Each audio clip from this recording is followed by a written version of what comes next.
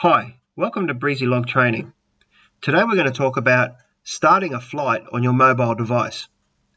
Breezylog offers you the flexibility of being able to start and end a flight on your mobile phone or tablet device. Simply touch the Breezylog icon on your home screen on your phone or from your browser at flight.breezylog.com. This will open up your page to the login screen. Once you have logged in, the screen will open up to the aircraft available inside your hangar. The features available on a mobile device are not as comprehensive as those that can be found on the desktop app. So let's have a quick look at what's available on your mobile device. If we say want to go and fly CFZ, we can see here on the taskbar that the aircraft has a total time airframe of 4530.7 and there's maintenance due on the horizon. But unlike BWR, the aircraft is still serviceable. Selecting this aircraft will open the screen to a little bit more information where we can see that the next due maintenance action is 37.3 total time airframe, 78 days or 153 landings. This means that if your intended flight is less than those parameters, then you're okay to go flying. We can view the flight log by clicking the flight log button. It defaults to the current flight, which there is none, and we can search through the flight log history. Back at the individual aircraft control panel, when you're ready to start a flight, simply select Start Flight. An information notice will pop up advising that for registered aircraft, you need to ensure that a daily inspection has been carried out by an authorised person and it's been annotated in the maintenance release. Clicking OK acknowledges that this has been done. Select the start date and the start time, which will populate for the current time. Ensure the flight switch hours match the numbers on your flight switch. Ensure the tacho hours match the numbers on your tacho if it's fitted. Depart from and destination fields are optional. However, you can use these by putting in the actual location, which will highlight the designator, or you can put in the actual designator itself.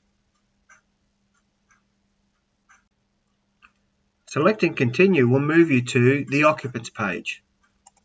Simply touch the front seat icon and enter the name of the person who's flying. If the person has already previously flown the aeroplane and is in the system, it will automatically populate, allowing you to select that. If it's a person who has never flown the aeroplane before, you can simply list them as a passenger or write their name and their name will be saved into the system. Selecting Continue takes you to the fuel details. Most aircraft will have their fuel tanks configured for the actual fuel tank configuration. In this case, there's one tank on the left and one tank on the right. For flying schools, we use this as a normal configuration so that we encourage the students to be able to dip their fuel to ensure that they have the appropriate amount of fuel for the flight. However, if it's an individual who owns their own aircraft and they have a fuel totalizer system, we can configure the aircraft to have one fuel box so that you can enter the actual volume of fuel from the meter. In this case, we're going to say that we have 50 litres on the left tank and 50 litres on the right tank. This is going to give us a total fuel out of 100. Selecting Continue will take us to the oil details. If you needed to top up the engine oil, enter the amount of oil that you added to the engine in the oil added field, making sure that you ensure that you use the correct unit value. Total oil out is the total oil that was on the dipstick after you added any oil, if any. You can use the notes field to enter type of activities that you're going to be doing or something about the flight that would help you identify the details of the flight later.